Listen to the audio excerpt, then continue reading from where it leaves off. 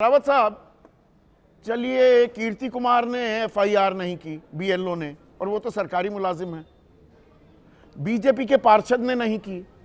भाई नियमित कर्मचारी तो बीएलओ नहीं होता है, चुनाव आयोग का, इलेक्शन कमीशन ऑफ इंडिया का। पर चुनाव आयोग इस प्रक्रिया को अंजाम दे रहा है। चुनाव आयोग को संज्ञान नहीं लेना चाहिए था कि एक बीएलओ को धमकाया जा रहा है, नौबत ये आ रही है, वो कह रहा है कि मैं जान दे दूंगा पर यह काम नहीं करूंगा। क्या चुनाव आयोग को संज्ञान नहीं लेना चाहिए? चौधरी साहब, आप बिल्कुल ठीक कह रहे हैं। चुनाव आयोग या चीफ इलेक्टोरल ऑफिसर या डिस्ट्रिक्ट इलेक्शन ऑफिसर जिनसे भी संबंधित है, उनको तुरंत इसके तथ्य गहराई तक जाके पता करना चाहिए और तुरंत एक्शन लेना चाहिए।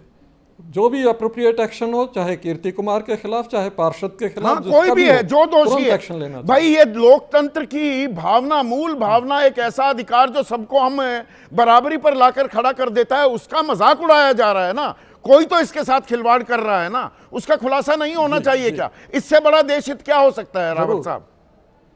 तुरंत होना चाहिए। और चुप्पी साधे बैठे हैं हम सब। सही कहा आपने, जरूर होना चाहिए और तुरंत करना चाहिए इलेक्शन कमीशन को। नहीं, इलेक्शन कमीशन तो पता नहीं आजकल वो चुप्पी साध कर बैठ जाता है। वो हर चीज में गोपनीयता क्यों है इतनी? अब सुप्रीम कोर्ट को दखल देना पड़ता है कि लॉजिकल डिस्क्रिपेंसी, चलिए आपका जो भी तर्क हो सकता है उसमें कि आपको तार्किक विसंगति लगती है। 1.25 करोड़ लोग तो उनके नाम सार्वजनिक होने चाहिए ना। बस नोटिस भेज दिया गया, नोटिस का कौन जवाब दे, घर पर मिलेगा नहीं मिलेगा। लोगों को और काम धंधे भी हैं, अकेला सिर्फ वोटर लिस्ट में शामिल होना काम तो नहीं है ना, जनता के पास और काम भी हैं। रावत साहब जी बिल्कुल, ये सही है। इसीलिए मैं पहले भी बता चुका था कि जब भी हम इस तरह का कोई अभियान चलाएं एसआईआर जैसा, तो उसमें काम का पूरा आकलन हो और उस काम के हिसाब से बीएलओ को समय मिले और वोटर उसको ये मान लेना चाहिए कि वोटर के पास सैकड़ों दूसरे काम हैं। उसे अपना रोजगार देखना है, अपना परिवार को देखना है, अपने स्वास्थ्य की चिंता करनी है। तो जितना समय वो दे सकता है उसको ध्यान में रखते हुए उतने समय की अवधि देके करना चाहिए। और कोई भी इस तरह की शिकायत मीडिया में या कहीं भी दिख रही हो, आ रही हो, उस पर तुरंत जांच करके तथ्य जो है पब्लिक डोमेन में डालना चाहिए। नहीं, बीएलओ बलि का बकरा है क्या? ओपी रावत साहब, कितने बीएलओ को सस्पेंड कर दिया, निष्कासित कर दिया? बिल्कुल नहीं। यहां बीएलओ की मौत हो जाती है, उसकी जिम्मेदारी किसी की नहीं। बीएलओ की मौत हुई ना सर, दर्जन भर तो आत्महत्या कर ली, 30 से ऊपर आंकड़ा चला गया। किसी ने जिम्मेदारी ली, किसी की जवाबदेही तय हुई। और अब यहां बीएलओ जान से खेल जाने की बात कह रहा है और कोई उसका संज्ञान नहीं ले रहा।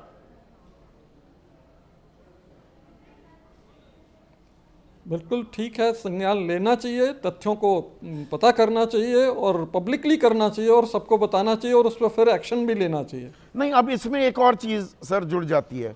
58 लाख वोट तो कटे पश्चिम बंगाल में, 2 करोड़ को नोटिस चला गया है अभी, मतलब 2 करोड़ के और नाम कट सकते हैं। तो ये इतनी हड़बड़ी क्यों कि एक ही महीने में ये ड्राफ्ट सूची तैयार करनी? 2 करोड़ नोटिस का आप मतलब समझ रहे हैं सर?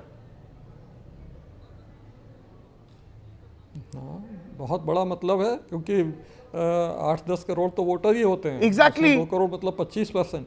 हाँ, मतलब 4 में से 1 वोटर को नोटिस दे दिया। और उत्तर प्रदेश में तो 5 में से 1 वोटर का नाम ही काट दिया। 15 करोड़ 44 लाख जो वोटर थे, 12 करोड़ 55 लाख रह गए, 2 करोड़ 89 लाख नाम कट गए। 5 में से 1 वोटर फर्जी। लखनऊ में 3 में से 1 वोटर फर्जी या नकली। यह गले उतरता है क्या सर?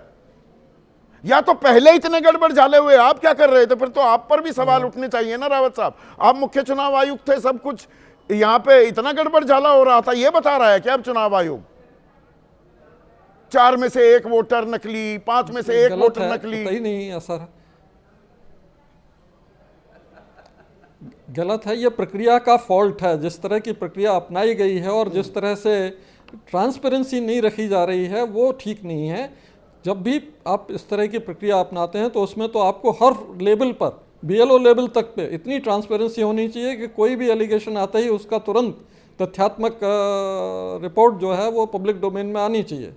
सर एक और चीज मुझे बताइए, 11 तारीख को 11 दिसंबर को वो ड्राफ्ट सूची की कुछ जानकारी निकली थी, कुछ निकली, वो न जाने कहां से निकली।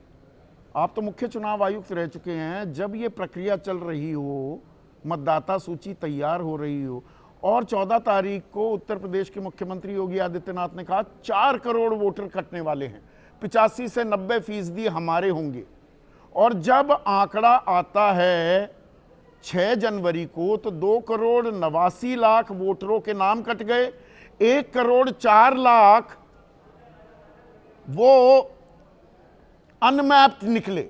आंकड़ा वही लगभग 4 करोड़ के नजदीकी है। कैसे सर जानकारी मिल जाती है? ये तो सिर्फ चुनाव आयोग के पास होनी चाहिए थी।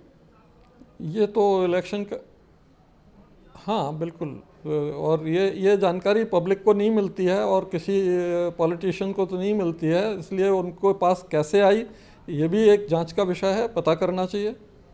और अब कहा जा रहा है कि 200 वोटर जोड़ दीजिए, जोड़िए जाकर 200 वोटर 1,77,000 बूथ हैं, 3 करोड़ 55 लाख आंकड़ा हो जाता है। तो 3 करोड़ 55 लाख को अगर मैं जोड़ दूं 12 करोड़ 55 लाख से जो फिगर आई है तो ये 16 करोड़ हो जाता है। अब एक राज्य चुनाव आयोग की पंचायती लिस्ट है, रावत साहब थोड़ा इस पर मुझे जानकारी दीजिए, दर्शकों का भी ज्ञानवर्धन कीजिए।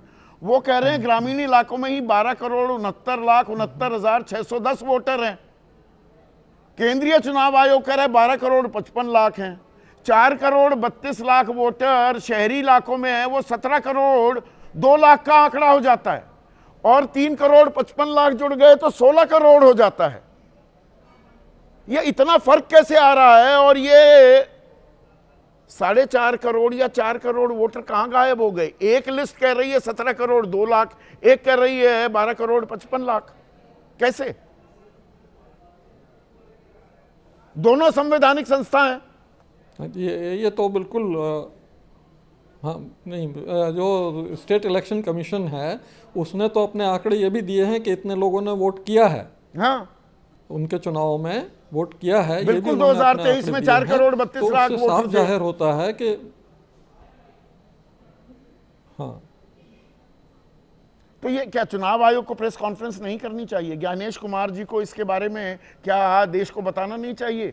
2 चुनाव आयोग, 2 अलग अलग आंकड़े, 4-4.5 करोड़ वोटरों का फर्क, और अभी पंचायती चुनाव में 12 करोड़ 69,69,610 लोग वोट डाल सकते हैं, और पूरे उत्तर प्रदेश में अगले साल 12 करोड़ 55 लाख डालेंगे। ये तो तुरंत ही चीफ इलेक्टोरल ऑफिसर को लखनऊ में प्रेस कॉन्फ्रेंस करके तुरंत इस पर क्लैरिफाई करना चाहिए, सारे तथ्य सर सामने चौथी रखने बार ये चाहिए। सवाल उठा रहा हूं, आज तक कोई जवाब नहीं आ रहा है। पर जवाब क्यों नहीं आ रहा है? आपका बहुत बहुत शुक्रिया, आपने वक्त निकाला।